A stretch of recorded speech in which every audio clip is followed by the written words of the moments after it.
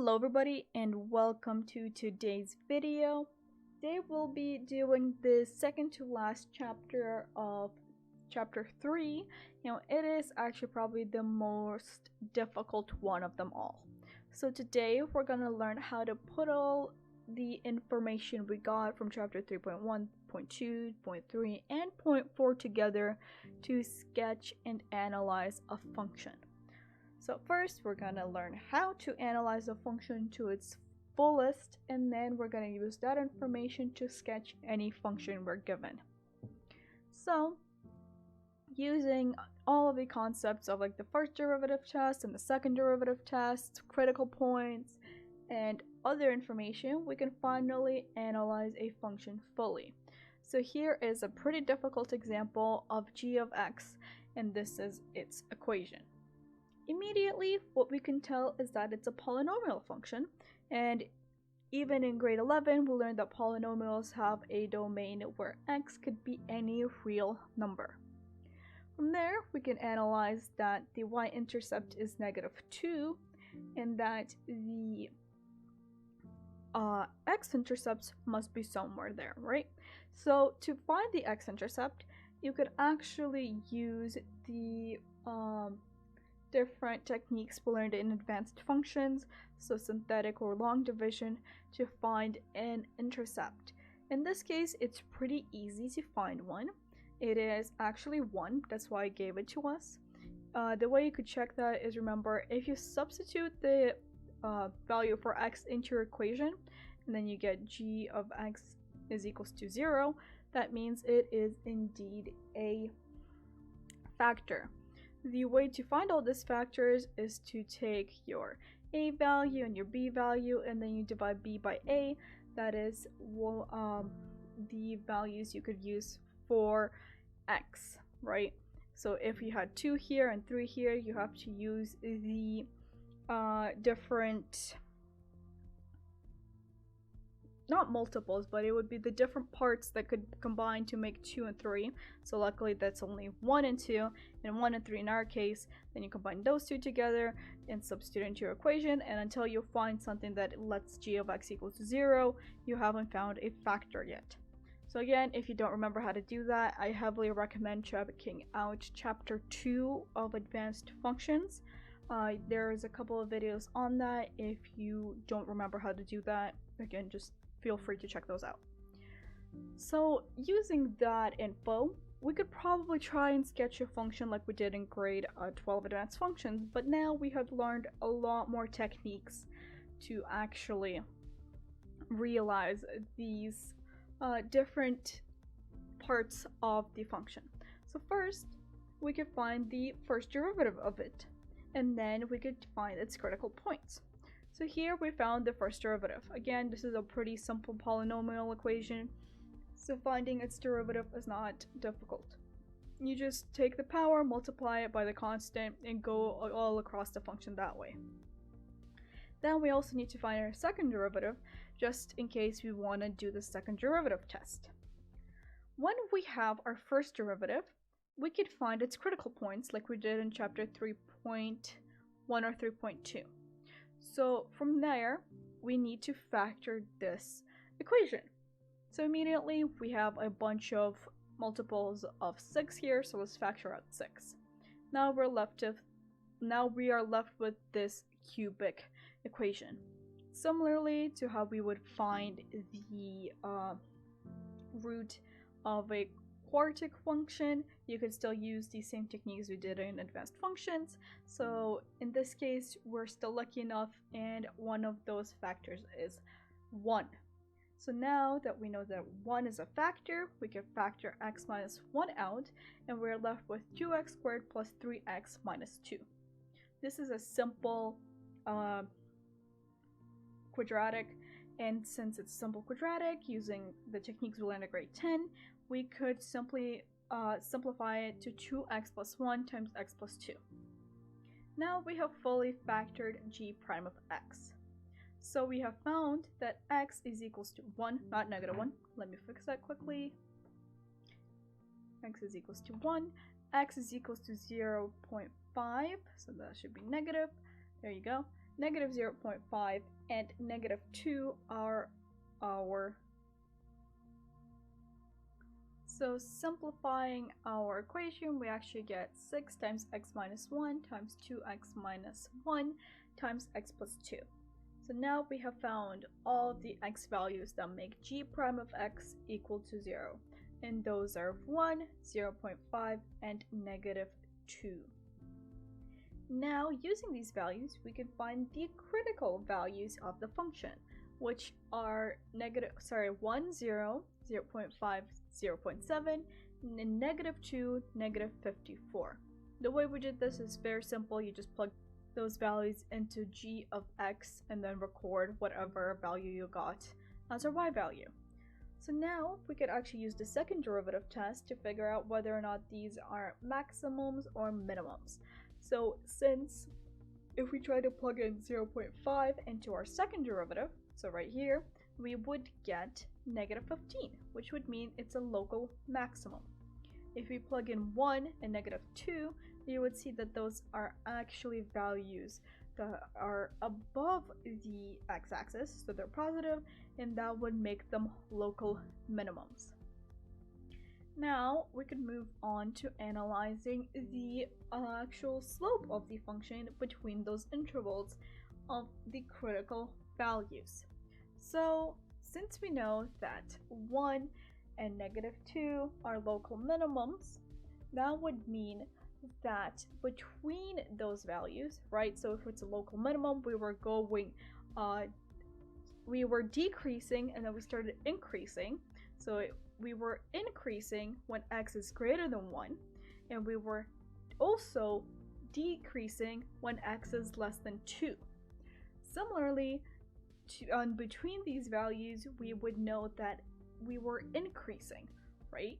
Because as I said, a local minimum means we are decreasing then increasing, and a local maximum means we were increasing and then decreasing, and thus we get our answer here. It might be a little bit confusing for now, but I will show you another trick you could do to make this analysis a little bit more easier. So if you're okay with that, or if you want to look at the next part, we will actually need to find the points of inflection using g double prime of x. So that we already found, and now we just need to factor it. Again, the points of inflection occur when you are going from concave up to concave down, and the value of g double prime of x is equal to 0, or vice versa, where you are going from concave down to concave up. Using those values, we could actually find out whether we were going concave up or concave down for the entire domain. So between negative 1 and 0.1 and 0.8, you would get negative values, which would mean you're going concave down. However, from negative 1.1 to negative infinity, you'd be going up, so you have a concave up graph, and then from 0.8 to infinity, you would also be going concave up. Now, to sketch a function, which is the whole point of this chapter, you would have to go through this whole analysis. But luckily, once the more difficult parts is complete, which is finding the factors of g of x, g prime of x, and g double prime of x, we can actually just create an interval chart to record all of this behavior, which is what I will show you in the next part. Considering the whole analysis we just went through, we can actually sketch the function that we were dealing with. In order to do so, we must form an interval chart. Although an interval chart is simply a summary of all these steps we have done, it is super beneficial when it comes to actually graphing the function.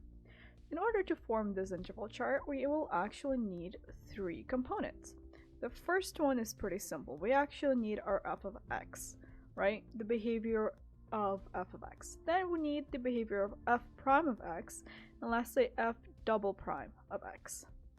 We also need to consider all of the intervals that we have found so far. this might be a little bit complicated because we have actually dealt with the zeros of 3 different functions, of course, f of x, f prime of x, and f double prime of x. So in order to do so, what I would recommend is actually getting all of the points that we have found so far down on a list. So the first ones that we found were actually 1, 0, 0.5, 0.7. Then we also got -2, -54. The next points that we found were from f double prime of x. So this was f prime of x, now f double prime of x. We got -1.1, -32, and 0.8, 0.3. So these are the points that we know are critical to performing this graph. Then we also know that the point of 1, 0 has to be part of f of x, since we found that was a factor. So now let's put these intervals together. I would recommend arranging them so that we actually know the order from from the lowest number to the highest number, so in ascending order. So the first one we would put down is -2, right? So let's put -2, and that would be from -infinity, right? Then we know that this is a local maximum or a local minimum. I think it was a local minimum. So what we could do is either we could put -2 here, or we could actually put -2 over here. It just depends on how you like it. I'm gonna put -2 in its own space so we can actually evaluate what happens over here. Next, let's look at the interval from there. We had -2 and then we had -1.1. So let's put -1.1 to, -2 to -1.1. There you go. Then from -1.1, we went to 0, right? Nope, we went to 0.5. So our interval is from -1.1 to 0.5. Then, since this is one of the points, we could put 0.5 here by itself. Then we could go from 0.5 to the next highest number, which I think is 0.8. Yep, so 0.8. Then from 0.8, we could go to 1. From 1 is a key point, so let's put that down. And then from 1, we could go to positive infinity. So now we've created the whole intervals that we need to deal with. We should have around 6 different actual 2 pairs. So 1, 2, 3, 4, 5, 6. Okay, so we're good in that part. Now, what do we know? We know that these were our local maximum or minimum, so this for sure was 0. Again, these were the factors, so they have to be 0 here. Then we also know that over here, right, at these points, we should have a POI, right? Because that's what the factors meant for f double prime of x. So again, if you really wanted to, you could also put them by themselves, but you could also just do this so that you know where the points of inflections are. Now we can actually talk about the graphs from these points. In order to do this, you could, for example, take any value between these intervals, so say -3, and plug it into f of x. Then from there, you could see whether it's increasing or decreasing. As we found out before, the function is decreasing when it is less than -2. So we could put a negative down here. What does a negative slope look like? Well, a negative slope looks like this, right? If we were talking about an increasing slope, it would look like that. Decreasing is this. So this right here will let us know how the function should look like once we draw it. Again, here it's a -2, so we're actually having a slope of 0, and a slope of 0 means a horizontal line. So it should have a slope like that. Then from -2 all the way to 0.5, we had a positive slope. So now all of these right here should be positives, right? And then, right here. And then that would mean that our slope looks like this. Then from 0.5 to 1, we actually had a decreasing slope. So again, this should be negative, and so this is what the graph should look like. And then from -1 onward, we had a positive slope, so it looks like this. Now similarly, we should do the same test for f double prime of x. We found out that between -infinity and -2, our function was concave up. So all the way over here until 0.1, it was concave up. So what does concave up mean? That it looks like a smiley face, right? Then from -1.1 to 0.8, it was concave down. So now this is all the way negative and looks like a sad face. Then all the way over here, it was once again back to positive. So this looks like a happy face. Now we need to figure out what is going on with f of x so we could actually graph it. One of the things that we found out was that at 1, we actually had a 0. So this right here should be a 0 on the graph. We don't actually know where the other 0 is because we couldn't factor the full equation, right? Because we got a cubic function without good roots. Like, we couldn't find a whole number that we could factor it by. So that would mean that we have one intercept that is unknown, but luckily for us, we could fill in that information using the info we just got. So let's try to actually graph this function. So here is the skeleton graph that we will be using to graph the function. Immediately we know that 1, 0, we have a point, right? We have a 0, as we found out here. Next, what we should do is actually probably plot down our local maximums and local minimums. So as you can see here, it was going down and then it went up, so this is a local minimum. The local minimum was at -2 and then -54. So I'm gonna just put this as -54 right here because we don't know like the scale for now. You could of course like go through this and say, like, let's say this is 10, 20, 30, 40, so 50, so 54 should be around like here somewhere. But since I'm just trying to get the point across, I will do this for now. So this right here is -2 and 54. So this is a local minimum. Then we know there was a local maximum at 0.5 because we were increasing and then we decreased. So at 0.5 we actually had a point of 0.7. So I'm gonna draw it a little bit above the axis so we can actually tell that it's there. Again, drawing this will be a little bit difficult because we have a number of -54 and then a 0.7, and the scale for that would have to be probably 1. So you would use around you would put 54 squares down to actually draw it. You could use 2 as your ratio, but that would also mean you have to use 27 squares, which is still a lot. So either way, this is our local maximum. Then we know we had a local minimum at 1, and that was also the point 1, 0. So this right here is our local minimum.